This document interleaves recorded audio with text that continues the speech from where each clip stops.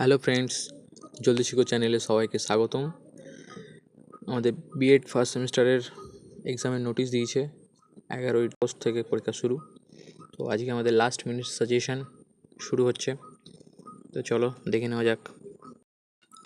Group 1 2 মার্কসের question লিখতে হবে 5টা। 2 × 5 = 10। তো প্রথম কোশ্চেন হলো বাবলিং কাকে বলে। সেকেন্ড কোশ্চেন লিবিডো কী।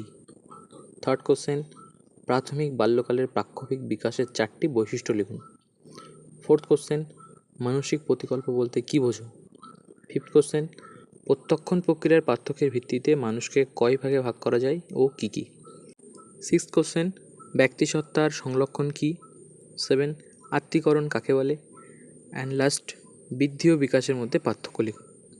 গ্রুপ বি 5 মার্কের 3টে লিখতে হবে। 5 × 3 = 15। নাম্বার 1 ব্যক্তিত্বের পঞ্চ উপাদান তত্ত্ব আলোচনা করুন। নাম্বার 2 ব্যক্তির বৃদ্ধি ও বিকাশের ওপর দারিদ্র্য ও সমাজের ভূমিকা। 3 ব্যক্তিগত বৈষম্যের ক্ষেত্রে সমাজ কৃষ্টিমূলক পরিবেশের ভূমিকা। নাম্বার 4 কোহলবাগের নৈতিক বিকাশের স্তরগুলি আলোচনা করুন।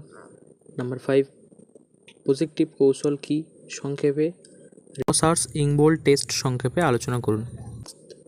ভাষা বিকাশের উপাদানগুলি এবং বয়ঃসন্ধিকালে জ্ঞানমূলক বৈশিষ্ট্য আলোচনা করুন। অ্যান্ড 7 আইসেং বর্ণিত ব্যক্তিত্বের সংরক্ষণ তত্ত্বটি আলোচনা করুন। গ্রুপ সি এখানে 10 মার্কের একটা লিখতে হয়। 10 × 1 = 10। নাম্বার 1 পেঁয়াজের তত্ত্ব সাপেক্ষে বৌদ্ধিক বিকাশের পর্যায়গুলি আলোচনা করুন। পেঁয়াজের তত্ত্ব সম্পর্কে সমালোচনামূলক মন্তব্য লিখুন। নাম্বার 2 শিশুর পরিচর্যার ক্ষেত্রে পরিবেশের ভূমিকা আলোচনা করুন। নাম্বার 3 ক্যাটেলের ব্যক্তিত্বের তত্ত্ব আলোচনা করুন।